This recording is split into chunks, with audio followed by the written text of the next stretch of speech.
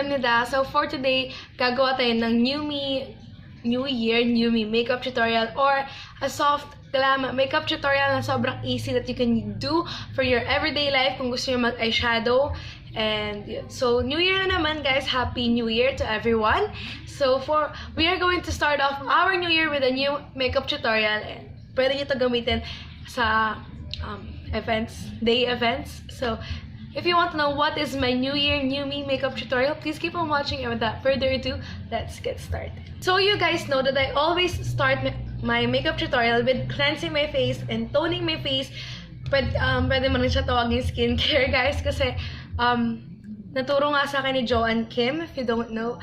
Dati sa huli kong video, pinaliwanag ko siya bakit ko siya ginagawa.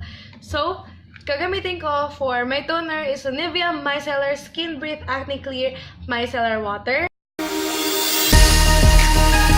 Next, ang gagamitin ko is the Iwhite Korea Whitening Vita Aqua Moisturizer. Now that we are done with our skincare, let's hop into the makeup tutorial.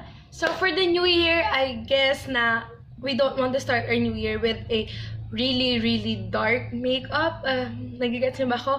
Lalo na this is for everyday makeup. Soft glam nga siya guys. So I won't be using any foundation kasi here in the Philippines we don't like foundation at all. So instead, ang gagamitin ko is concealer. Ang gagamitin kong concealer is the SanSan HD Concealer. I am in the shade Beige. Trying ka tayo, i-focus natin siya doon sa part ng mukha natin na dito lang. Under the eye lang talaga. Saka magpo-focus ako sa mga part ng mukha kong kailangan talagang takpan. Hindi na rin ako nag-primer kasi hindi mo tayo magpa-foundation, guys. Ayan. Doon lang sa mga parts na may dark akong spots. So, yan. At i-blend ko lang siya gamit yung cosmetic sponge ko from Watsons.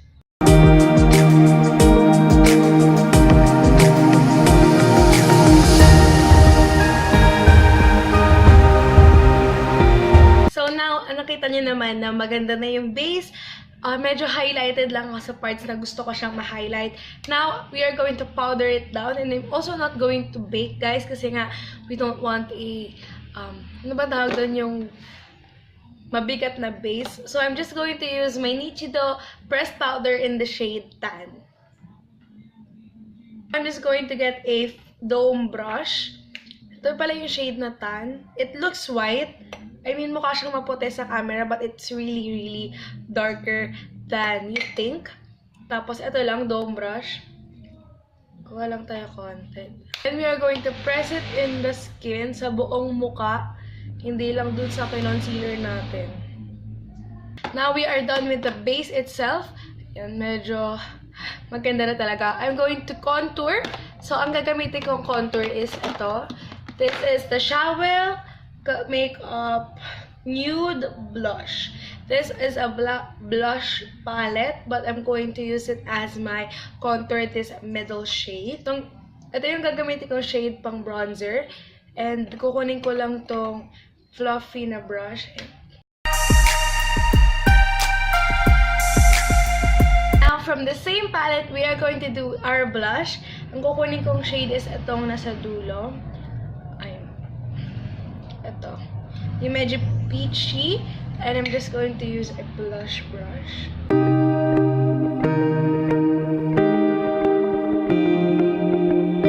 So we are done with the blush and contour or bronzer. Lastly, we are going to do our highlight. So I got the EB Advanced Glowout highlighter in the shade Strobe.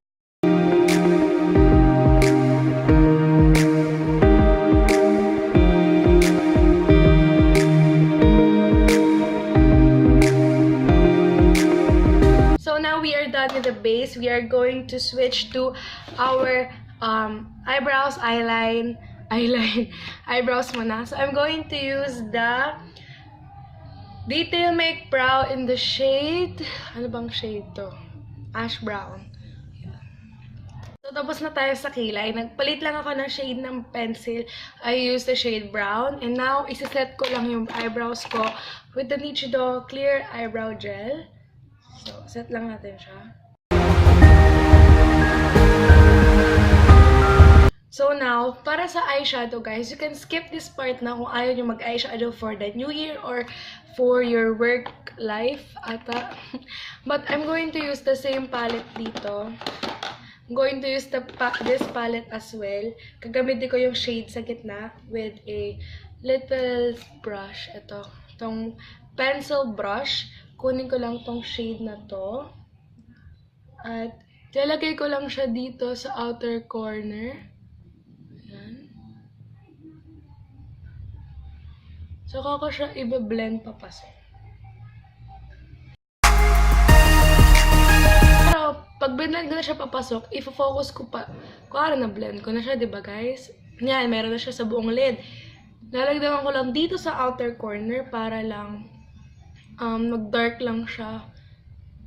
Mas dark siya kaysa sa buong mata.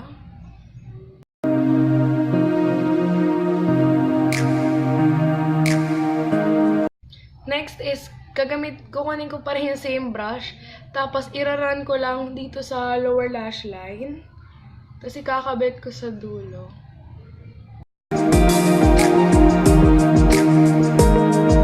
So, that is our eyeshadow.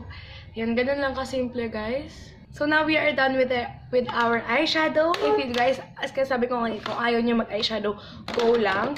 Pero ako, gusto ko mag-eyeshadow. Tapos, nasa sa inyo rin to, lalagyan ko lang ng konting yung highlighter na ginamit natin kanina yung EB Advance. Lalagyan ko lang siya dito konti sa inner corner natin. Same brush pa rin, guys. I-tap nyo na lang sa likod ng kamay nyo para lang matanggal yung excess powder. Lagay nyo lang dito sa inner corner. Para medyo buhay lang tingnan yung mata nyo. So now, tapos na tayo sa eyeshadow. Next is, magmamaskara tayo. Ang gagamitin kong mascara is the Maybelline Total Temptation. Yung color blue yung kinuha ko, yung waterproof.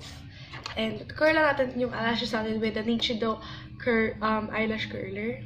I'm going to do a video about how I apply mascara pala. So, wait yun sa next kong, hindi naman next, sa future videos ko.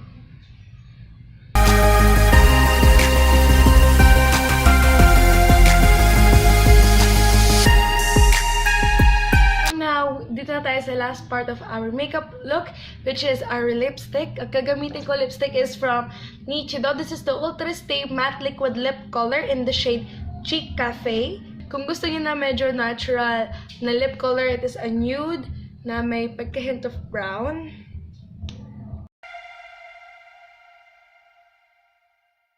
So that's our look for today. This is a really simple makeup look without any foundation, pero buo pa rin siya. May contour pa rin, may blush pa din. So if you guys like this video, give it a big thumbs up if you did. Don't forget to subscribe down below for future videos. And ayan. So, sana nagustuhan niyo yung New Year, New Me makeup look ko. So see you guys in my next video. Bye!